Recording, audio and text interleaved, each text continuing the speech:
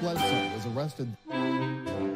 Patrick Montgomery was in court. Jonathan Manapa will stay in federal custody. No, I don't take responsibility at all.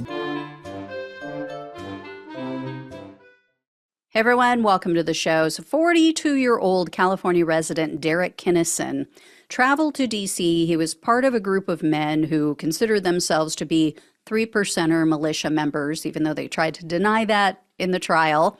But they also organized with another group of self-proclaimed militiamen who had their own Telegram channel, and it was called the California Patriots D.C. Brigade. So the D.C. Brigade channel said it was, quote, to be utilized to organize a group of fighters to have each other's backs and ensure that no one will trample on our rights.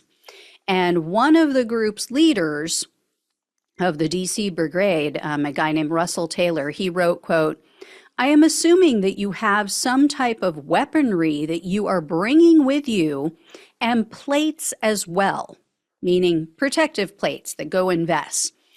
So a member of the D.C. Brigade channel talked about going to D.C. to, quote, take care of business, time for talking is over, and, quote, this is tyranny and our Constitution states we can put bitches 6 feet deep.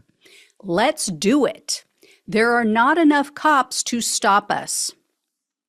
So Kinnison introduced himself and the others of his group, of the 3%er militia group. He introduced them in this D.C. Brigade channel, and he told the D.C. Brigade people that they would be bringing, quote, lots of gear, including, quote, bear spray, knives, flags, plates, goggles, and helmets. So the 3%er group made it known they were going to be driving to D.C. all the way from California instead of flying because they planned to take weapons. So they knew they couldn't take them on the plane. And in fact, the prosecutor says Kinnison and one of his other co-defendants took 5 handguns to D.C., and then the group also had a shotgun with them. So, and they even knew, they were messaging each other saying, hey, you know, this isn't legal. We can't bring weapons. They're not allowed. So they brought them even though they knew they weren't allowed.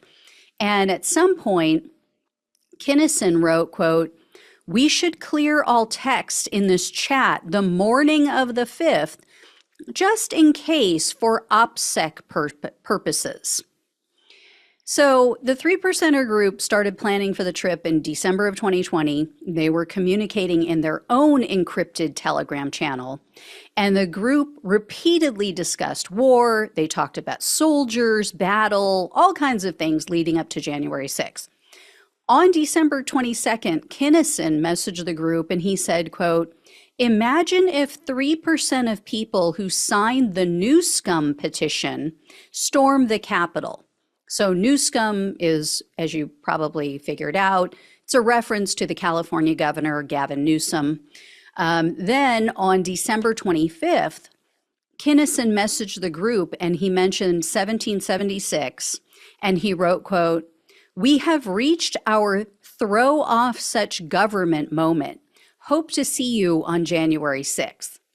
So on the 6th, Kinnison was seen on the Capitol grounds. He was wearing a gas mask, on tactical gear, and he and his friends approached the Capitol. And Kinnison mentioned that there were flashbang grenades going off.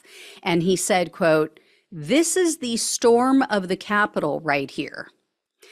Now, despite seeing tear gas, hearing flashbang grenades, they headed to the Capitol and they specifically maneuvered through barricades where there were very clear area closed signs posted. And Kinnison and 2 of his friends moved forward as the mob was breaching additional barricades. They just kept walking over them. And they watched as the mob was violently assaulting officers. So they very clearly witnessed all of this. So his other friend, meaning Kinnison's other friend, had separated from the group, one of the other 3. And that person briefly entered the Capitol. That's while these three, Kinnison and the other two, were heading towards the Capitol. They were still on the Capitol grounds. So the mob eventually surrounded the police, and Kinnison and his friends were pushing towards them. And so they headed closer to the Capitol. But as Kinnison and one of his friends reached the Upper West Terrace door, they saw that the police were swarming that entrance, so they retreated. And following the Capitol attack, Kinnison tried to delete evidence of his crimes. When the FBI searched his phone, all of his emails from December 30th, 2020 through January 12th were gone. Kinnison also deleted all of his Telegram and all of his Signal messages. So those are the encrypted apps. He deleted everything prior to January 11th. All of his text messages were missing prior to January 17th. And then the FBI, luckily, was able to locate some messages that were sent by Kinnison on January 10th, saying that he, quote, cleared this and other chats multiple times to protect everyone else. And they were able to recover his DC Brigade Telegram chats because they did a forensic review of his device. And then Kinnison was also found to have threatened that, quote, 2 million patriots would return to DC for the inauguration, quote, with something on their shoulder. So Kinnison was arrested on June 10th of 2021, and in a superseding indictment, he was charged with conspiracy to obstruct an official proceeding, obstructing an official proceeding, entering a restricted building or grounds, disorderly conduct in a restricted building or grounds, and tampering with documents or proceedings. Kinnison and the others refused a plea deal, and in November of 2023, they went to trial. They were convicted on all counts by a jury. So he was looking at up to 20 years in prison, 3 years of probation, and $250,000 in fines. However, the prosecutor requested 8 years in prison, 3 years of probation, and $2,000 in restitution, and then also a fine of $48,411. Even though the federal sentencing guidelines were much lower, the prosecutor asked the court to impose sentencing enhancement in this case because of the conspiratorial nature of the crimes, also because Kinnison made many false statements during the trial, and he had absolutely no remorse, or at least he showed none. So at his sentencing hearing, Kinnison struck a very different tone, though. He tried to use the God card to get him out of prison. He told the judge how much he admired the, quote, Judeo-Christian principles that the country was founded upon. And then he said that he has repented and he asked for forgiveness for his sins. And he said he's praying for the judge and the prosecutors. Seriously? I would straight up double his sentence for that BS. Just saying.